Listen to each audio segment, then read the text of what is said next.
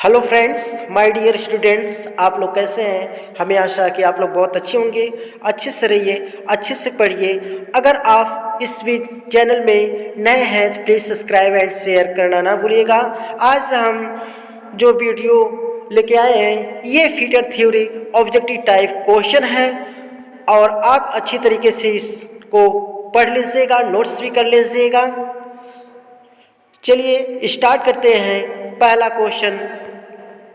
पहला क्वेश्चन देखिए, ये बहुविकल्पी क्वेश्चन है। जो पहला है आपका, चादर की मोटाई को, ठीक है, देखिए चादर के मोटाई को एमएम अथवा के द्वारा प्रदर्शित किया जाता है।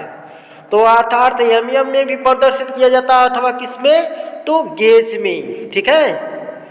इसमें आप लोग जो है निशान लगा लीजिएगा, गेज, ठीक है, जान लीजिएगा। क्योंकि वायर गेज एक ऐसा है, गेज है, मापक यंत्र है जिसके द्वारा जो है चादर की मोटाई को मापा जाता है, ठीक है। अब दूसरा क्वेश्चन आपका है, पिटवा लोहे की बनी आलेपित चादरें, किसकी, पिटवा लोहे की बनी आलेपित चादरें लोहे की काली चादर के नाम से जाना जाते हैं। किसके नाम से जानी जाती है, लोहे के नाम से जानी जाती है, काली चादर के नाम से जानी जाती है लोहे की। पिटवा लोहे की बनी आलेपित चादरें लोहे की काली चादर के नाम से जानी जाती है। ये चादरें कितनी चौड़ाई के रोल्स के रूप में मिलती हैं,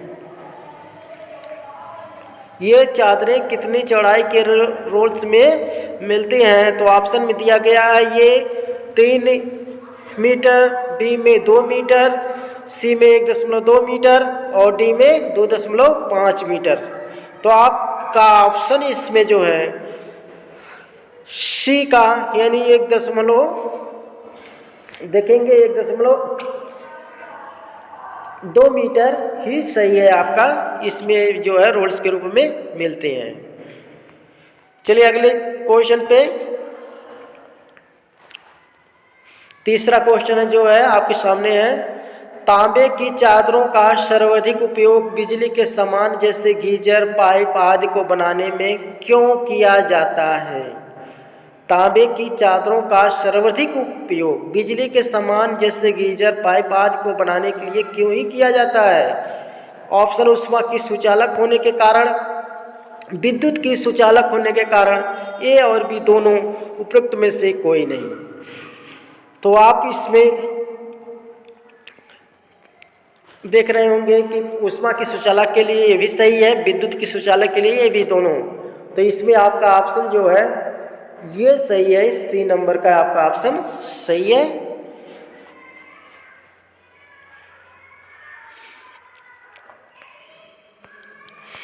चलिए चौथे क्वेश्चन पे चलते हैं। स्टेनलेस स्टील की चादरों से, स्टेनलेस स्टील की चादरों से संबंधित कथनों पर विचार कीजिए। ये कथन है हमारा, ये चादरें बहुत अधिक सामर्थ्यवान होती हैं, इस पर वातावरण, अम्लता और क्षार का प्रभाव नहीं पड़ता। उपरोक्त कथनों में से कौन से कथन सत्य हैं। केवल A1, केवल दोनों, या ए बी दोनों, इनमें से कोई नहीं। तो आपका जो है सी ऑप्शन सही है, यानी स्टेनलेस स्टील की चादरों से संबंधित कथनों पर विचार कीजिए कि मतलब ये चादरें बहुत अधिक सामर्थ्यवान भी होती हैं, इस पर वातावरण और विचार का कोई प्रभाव नहीं पड़ता है, ठीक है। चलिए अगले क्वेश्चन पे चलें। 5वें क्वेश्चन पे, हवाई जहाज की बॉडी बनाने के लिए प्रयोग की जाती है। ऑप्शन ए पीतल की चादरें, बी एल्युमिनियम की चादरें, सी स्टेनलेस स्टील की चादरें, डी टीन लेपित चादरें। तो आपका जो है आपके सामने 4 ऑप्शन है, माइंड लगाइए।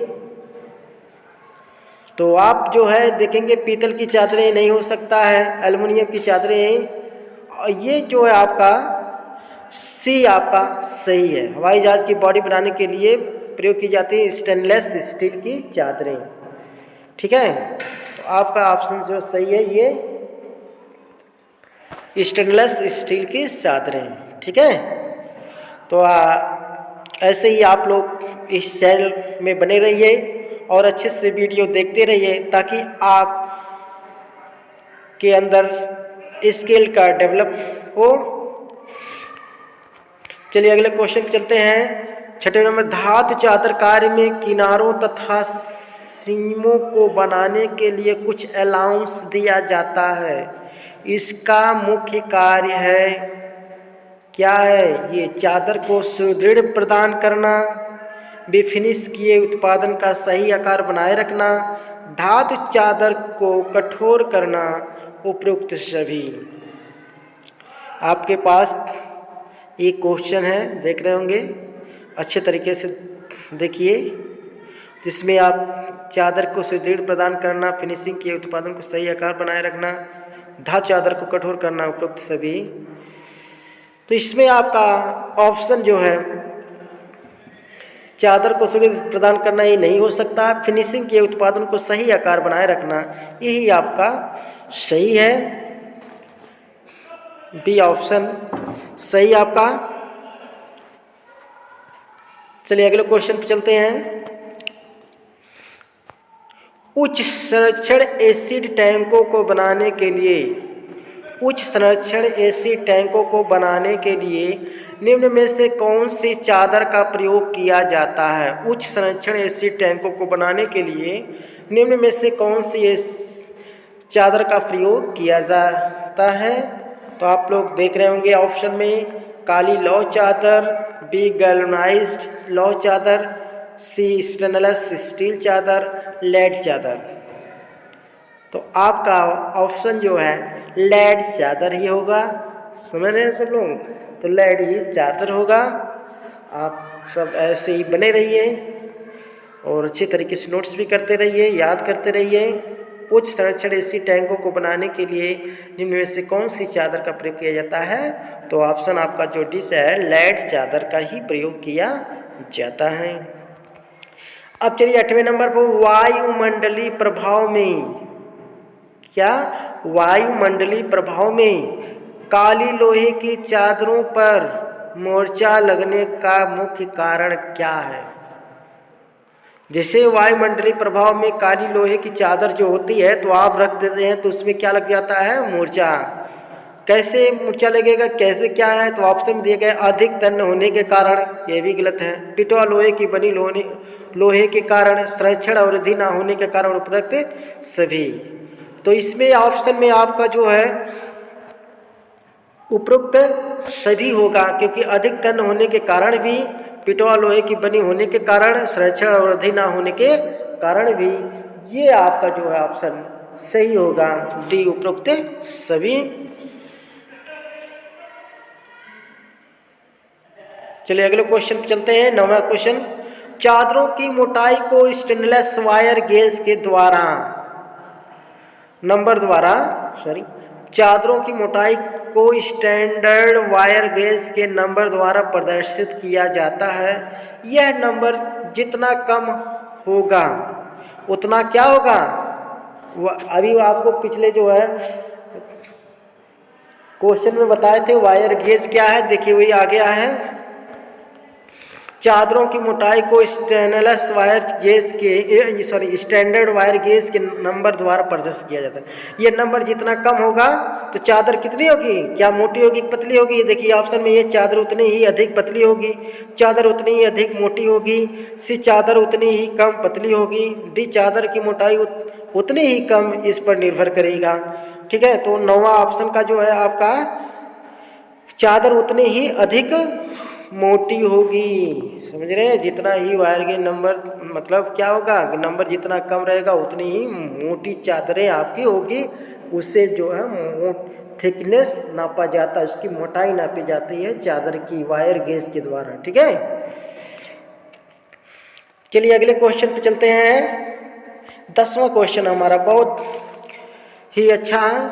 शीट को काटने के लिए स्निप का प्रयोग किया जाता है। आप लोग जानते हैं शीट को काटने के लिए ही स्निप का प्रयोग किया जाता है। जैसे स्निप मतलब जैसे कैंची की तरीके से एक स्निप होता है, जैसे हम दर्जी कपड़े को काटते हैं उसी तरीके से जो है शीट को काटने के लिए जो है हल्की शीट को स्निप का प्रयोग करते हैं, कैंची नुमा होता है। इसके द्वारा कटाई करते समय शीट को ब्लेड के किस भाग से काटना चाहिए?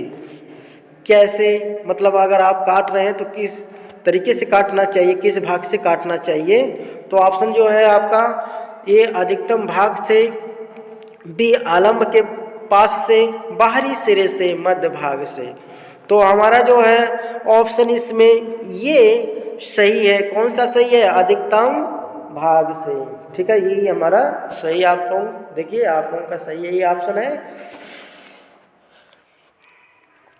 चलिए अगले क्वेश्चन पे चलते हैं। शीट के किनारों को मोड़कर उसमें तार फंसाने की प्रक्रिया कहलाती है। पिछले वीडियो में हम शीट मेटल से ही ये क्वेश्चन है आप लोग बताए थे। किसी भी जो है कोई भी पात्र बनाया जाता है तो उसको जो मोड़ा जाता है तो मोड़ कर उसमें तार फंसाया जाता है। तो उस तार फंसाने की प्रक्रिया को क्या कहते हैं? Grooving, hollowing, seaming, wiring. तो आपका जो है वायरिंग कहते हैं। ग्रूविंग तो अलग हो जाएगा, ग्रूव काटने, सीमिंग अलग है, हेलोइंग भी अलग हो जाएगा। तो आपका इसमें कौन सा सही रहेगा? वायरिंग। क्या रहेगा? वायरिंग क्रिया बोलते हैं, प्रक्रिया ही वायरिंग है। चलिए अगले क्वेश्चन चलते हैं। चादर की मोटाई कभी कभी एमएम में तथा अधिकतर स्टैंडर्ड वायर गेजों के नंबरों द्वारा दी जाती है। ये भी आप लोग जानते हैं। ये नंबर 0 से 40 तक रखे जाते हैं। निम्न में से किस नंबर का आकार सबसे कम होगा? 0 से 40 होगा तो आप इसको जान लीजिए कि 0 जिसका जितना कम रहेगा वो उतनी मोटाई अधिक रहेगी, जितना ज़्यादा रहेगा तो उसकी मोटाई कम रहेगी चादर की। ठीक है, थिकनेस। तो इसमें बताइए किसका नंबर का आकार सबसे कम होगा? नंबर का जो रहेगा तो उसका आकार सबसे कम रहेगा किसमें? 20 का, 0 का, 35 का, 40 का। तो इसमें कौन सा ऑप्शन सही है आपका? तो आपका ऑप्शन जो है डी। कौन सा ऑप्शन? Very important. सबसे ज़्यादा जो नंबर रहेगा वही आपका सबसे कम थिकनेस रहेगा उसका चादर का।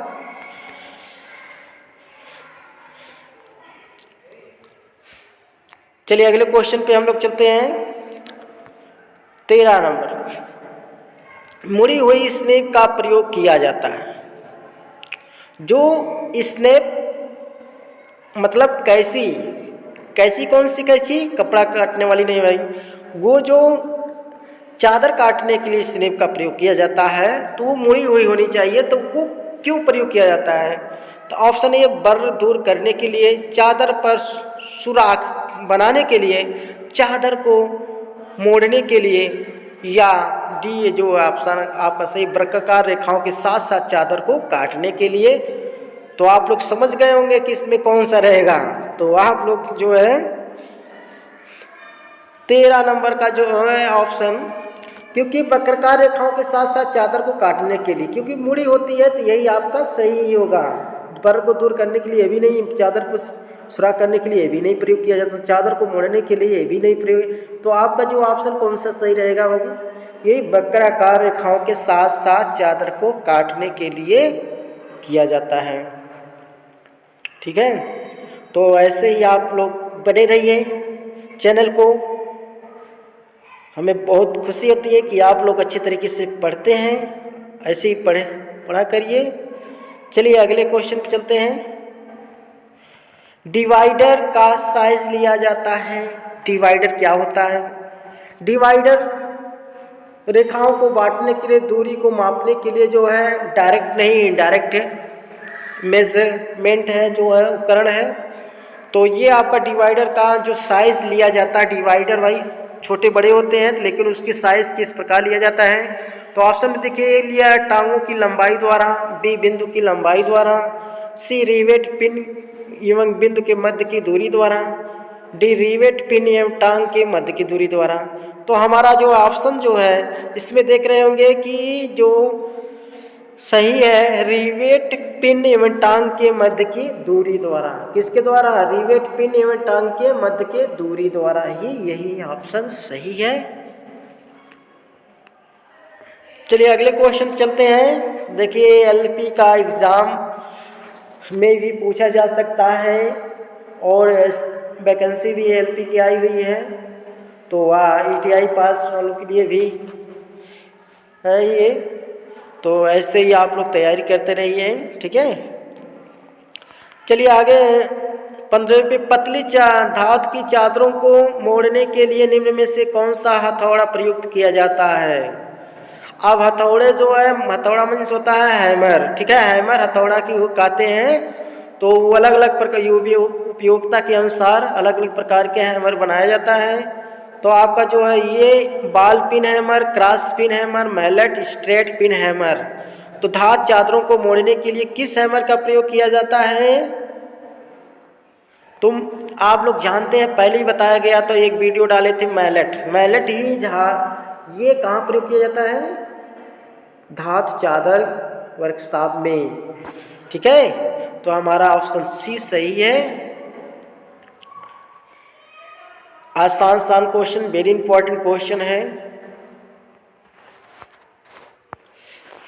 और चलिए ये जो है 16वें में देखते हैं, धातु चादर का वह गुण जिससे सीट एक ही दिशा में रोल की जा सके कहलाती है, कौन सी गुण है? तो option A folding, bending, curling, directionality.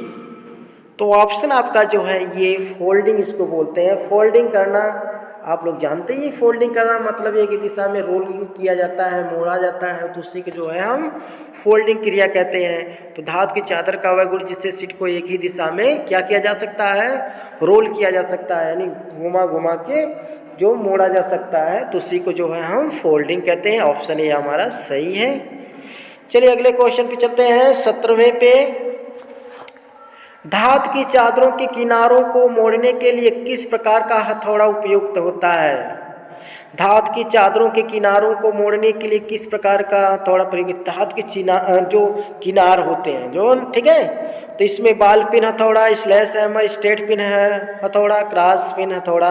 हथौड़ा मीन्स होता है हैमर, आप लोग ध्यान रखिएगा, अलग उसके बनावट के हिसाब से और उसकी उपयोगिता के अनुसार अलग अलग बनाया गया है, बार बार बताए हैं आप लोगों को।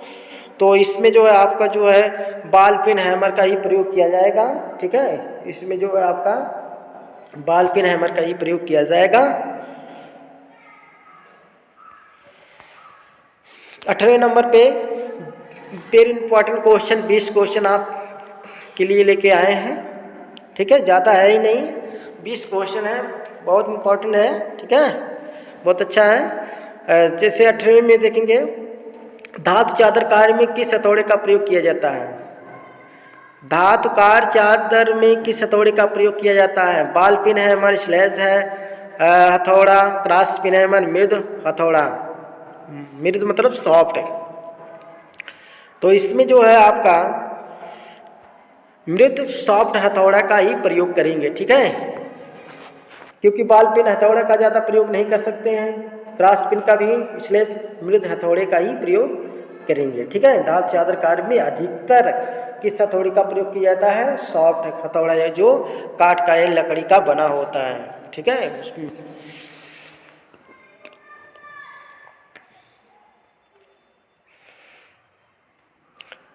और अगले क्वेश्चन पे चलते हैं, 19वां क्वेश्चन जो आपका है, मृद क्लैंप को बेंच वाइस में धातु चादर के क्लैंपिंग में प्रयोग किया जाता है। मृद क्लैंप को बेंच वाइस में धातु चादर की क्लैंपिंग में प्रयोग किया जाता है, क्यों? वह टूटन रोकता है, वह मुड़न रोकता है, क्या करता है? 19वां क्वेश्चन है आपका, तो आपका वह मुड़न को रोकता है, आपका जो है ये क्वेश्चन है। और आपका 19वीं क्वेश्चन है आपका, ठीक है। तो आप इतना ही इसको आज तैयार करिए इस वीडियो में। हमें आशा है कि आप लोगों को बहुत अच्छा लगा होगा, और ऐसे ही आप लोग हमारे चैनल में बने रहिए, अच्छे से अच्छे वीडियो को देखते रहिए। धन्यवाद।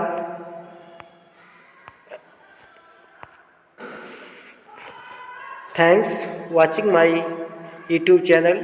प्लीज़ सब्सक्राइब एंड शेयर कीजिए। नमस्कार, धन्यवाद।